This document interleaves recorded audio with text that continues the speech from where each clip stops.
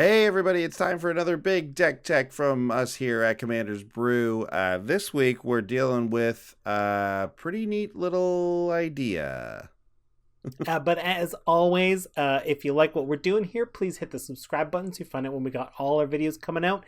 Not only do we do these deck techs, we also do Commander chats and other fun videos. So please ding that bell. Ding that bell, you'll know when everything's going live. Go over to our Patreon too while you're at it, patreon.com/commandersbrew. Check us out. All right, but let's get right into the deck tech this week. Sean, what do we got going on here? This is something pretty cool. Well, the inspiration for this deck came around a card called Kindred Boon. It's an enchantment that lets us put divinity counters on creatures of a certain type. So that gives us a hint that we're going tribal, and anything with that divinity counter on it is indestructible. So tribal, indestructible, what tribe could that be? What tribe could that possibly be? Well, if you know anything about divinity counters, you know that this shows up on another card previously from, I think, Champions of Kamigawa.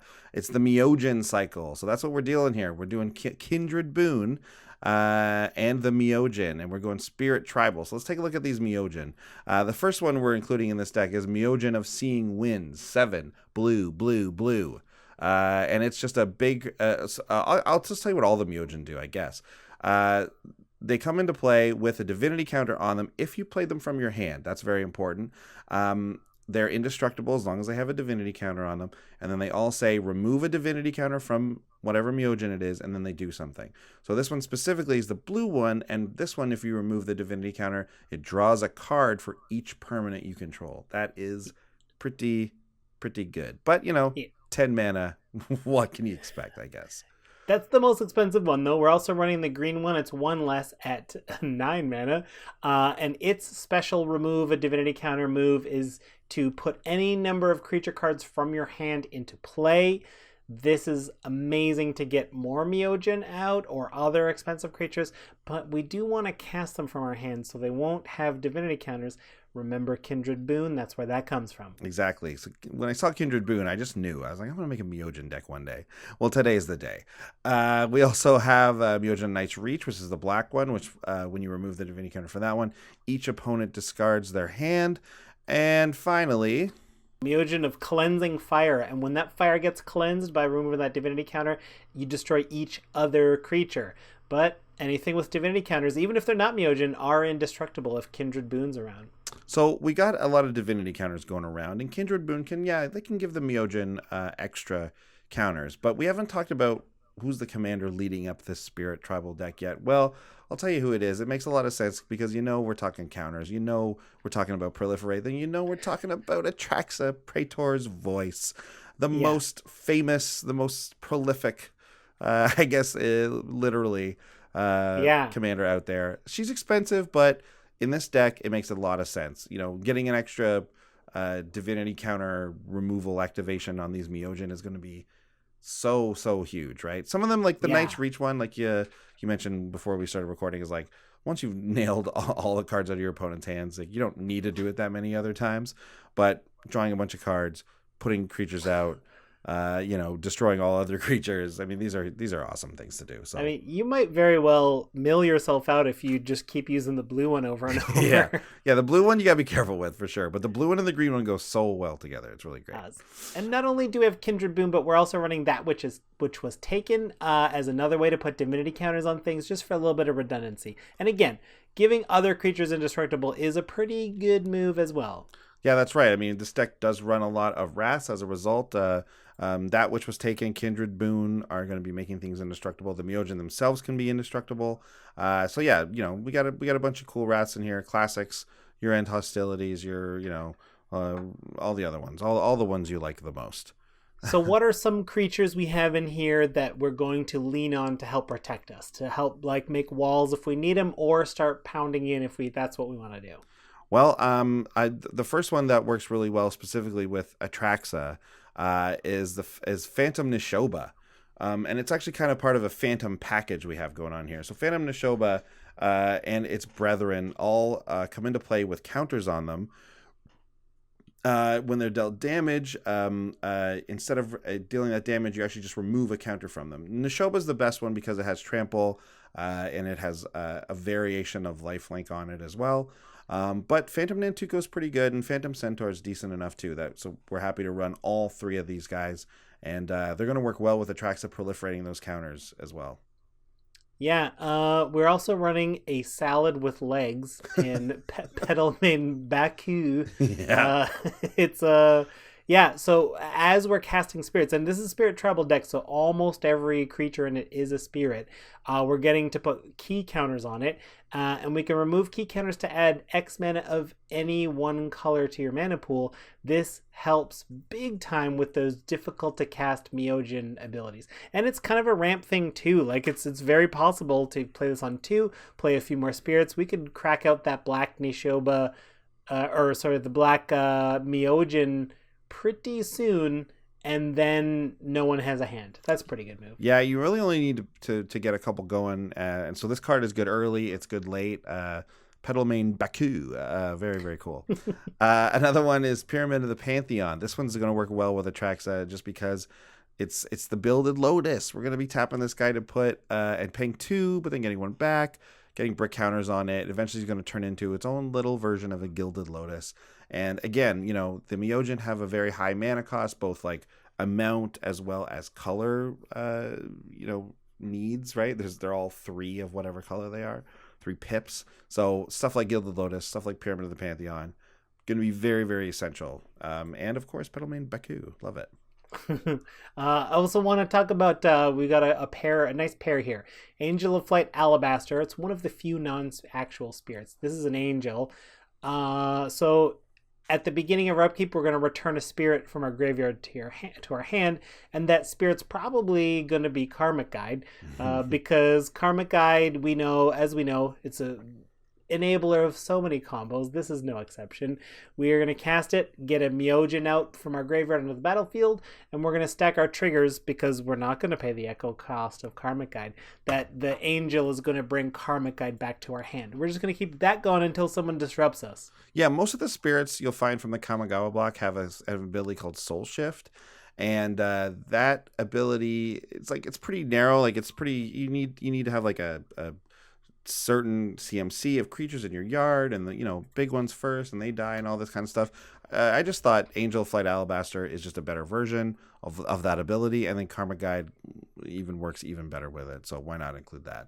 Yeah, let's cut to the chase. Yeah, right. And speaking of cutting to the chase, let's cut to the chase with this next card from Kamigawa block, Iname Death Aspect.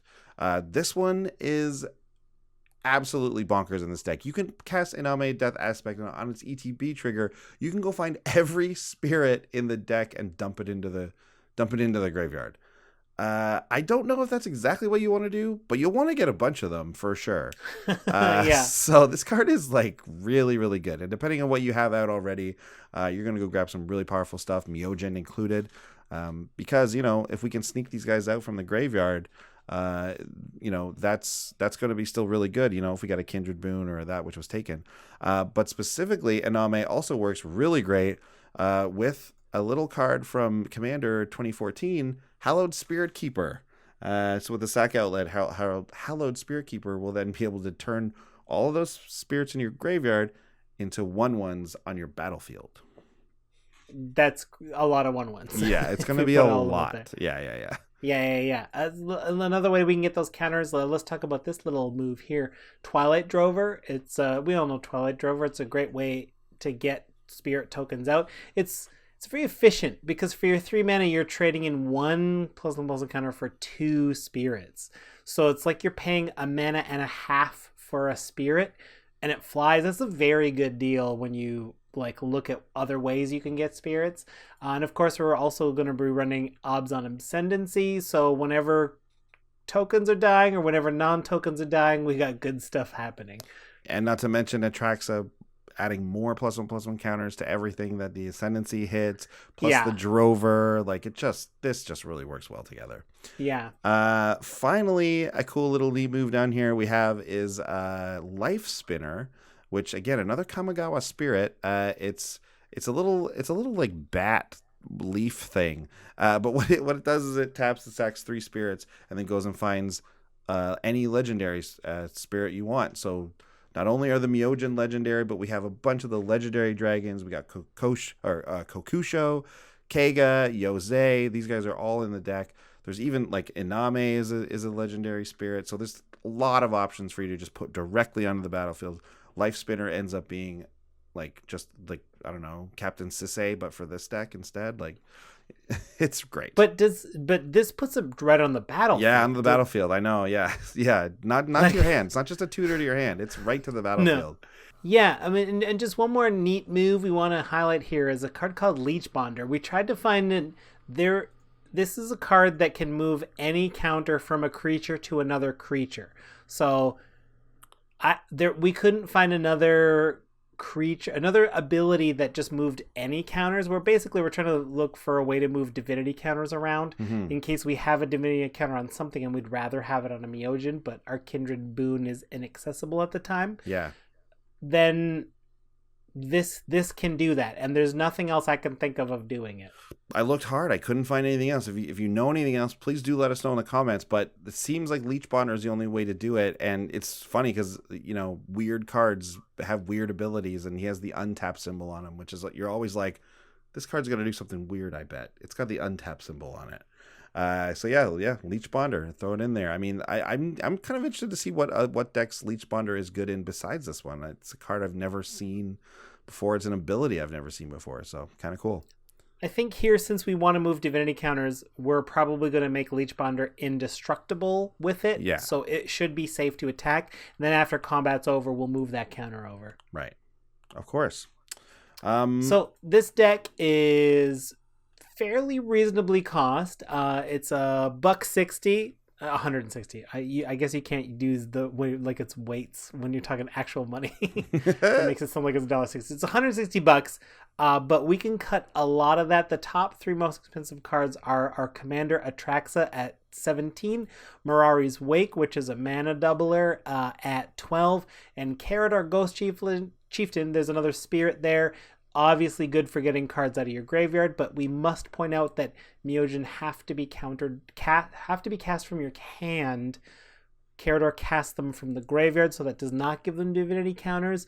I mean, Atraxa you can't really cut because that's your commander, but we could cut these other two and a few more and get this deck down to $100 fairly easily. I bet you it's not a problem. And as far as like our favorite cards go, I have to mention Joiner Adept. It's basically another copy of Chromatic Lantern, but in this deck there's so many high mana requirements as far as colors go with the Myojin and everything like that. Like being able to have your lands tap for anything is even better than normal. So Joiner Adept I absolutely love in this deck. My vote for my favorite card in this deck is not necessarily tied to the specific strategy, but it's just my favorite Reanimator card, Dread Return. I love it because usually you're going to end up milling it anyway, and it works from the graveyard for no mana costs, which is astounding. Love that flashback. It's an upside to have to sack 3 creatures in this deck. Often. It's got so much going on. There's Spirit Tribal, there's graveyards, like reanimation, there's proliferation, there's all kinds of stuff in this deck. I love it. This is my kind of deck, man. I mean, it makes sense. I mean, we put it together on this deck, right? On this show, right? Yeah. This is definitely one of your, this is another way to go with Atraxa. I love it. Yeah. I'm now I wish I built this for Atraxa Bowl. Well, there's always next year. There's always next year. All right, guys. Well, thanks so much for watching this video. Again, go down and hit subscribe, ring the bell. We'll let you know whenever we got something new coming out. Otherwise, we'll see everyone next week. Bye. Bye. Big thanks to all our patrons who make these episodes possible. Yeah, and if you want to check out more comedy videos, check out our Brews News playlist.